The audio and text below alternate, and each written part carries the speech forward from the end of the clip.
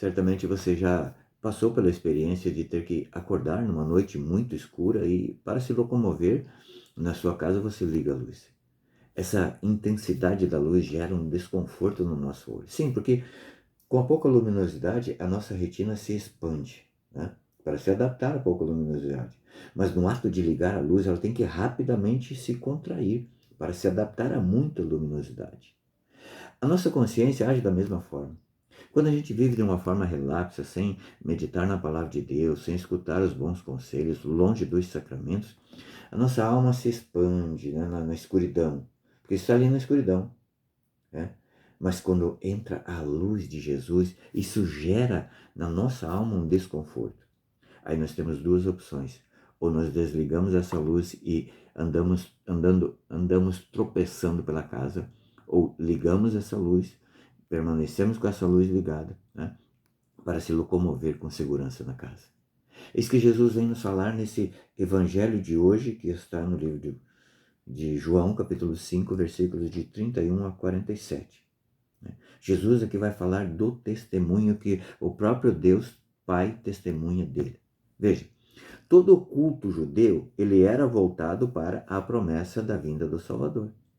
Jesus, com seus milagres, a sua autoridade doutrinal, testemunhava de fato que era o Messias. Mas os judeus, porém, não aceitaram, porque a luz provoca o desconforto. Jesus era a realização e a superação de tudo que foi prometido.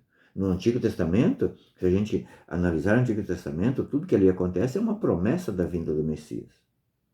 Havia profecia da vinda do Messias, mas houve uma superação, porque não só o Messias, o libertador, veio, mas o próprio Deus veio, né, na pessoa do Messias. Mas os judeus não aceitaram. Veja, Jesus vai falar, há outro que dá testemunho de mim, e eu sei que é digno de fé e o testemunho que dá de mim. Está falando de Deus Pai. Não invoco, porém, o testemunho de homem algum. Digo-vos essas coisas a fim de que sejais salvos. A finalidade de Jesus ter vindo no mundo é de nos salvar, só isso. Ele se entregou na cruz, ele deu tudo que tinha, a última gota de sangue, a última gota de água do seu corpo, para nos salvar. E Jesus vai falar no versículo 36, mas tenho maior testemunho do que o de João, porque as obras do meu Pai, que o Pai deu para executar, essas mesmas obras que eu faço, testemunham ao meu respeito. Que o Pai me enviou. Veja, João era uma lâmpada, a própria palavra fala. Jesus é o sol. Não dá para comparar uma lâmpada. Veja, uma lâmpada, por exemplo, de um lampião da época, poderia chegar a 100 lumens. Uma lâmpada de 30 watts é capaz de chegar a 3.000 lumens. Dá para você calcular quantos lumens produz o Sol? Não dá. Não dá. Mas aí o que acontece? Os judeus não aceitaram essa luz. Preferiram ficar nas trevas.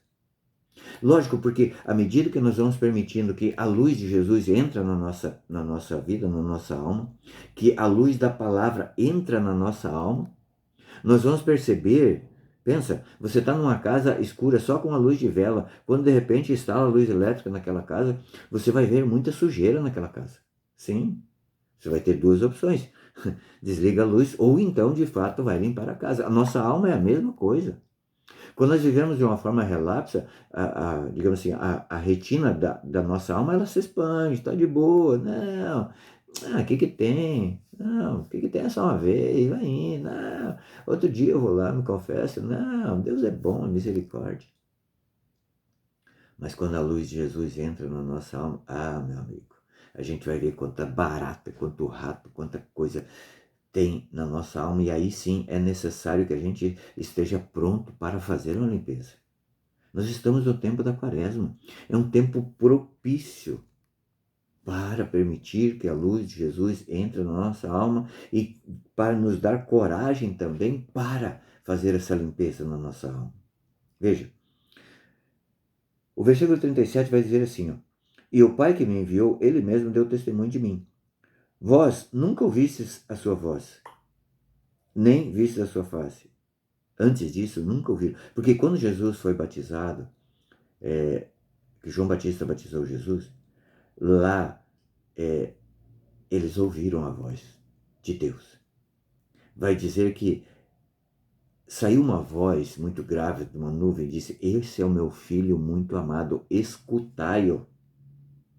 E na medida que Jesus se apresenta como Filho de Deus, eles estão vendo a face de Deus. Nunca ninguém tinha visto a face de Deus, né? E não tendes a sua palavra permanente entre vós, pois não credes naquele que enviou. A palavra de Deus tem que ser permanente na nossa vida. Sim, nós temos que viver sobre a luz. Porque no dia da nossa morte, nós vamos ser julgados.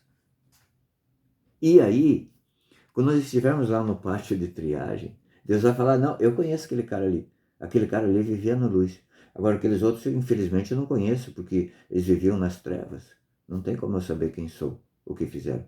Mas esse daí, né? Esse daí eu conheço. Que Deus diga no dia do teu julgamento: eu conheço esse cara, porque esse cara viveu sob a minha luz. Bora lá, coragem, tempo de quaresma, tempo de permitirmos que a luz de Jesus entre na nossa alma, pela janela que são nossos olhos espirituais, entre na nossa alma e que nós tenhamos a coragem de fazer uma faxina e assim permanecer lutando para que os porões da nossa alma estejam sempre limpos. Deus te abençoe. Coragem. Boa quaresma.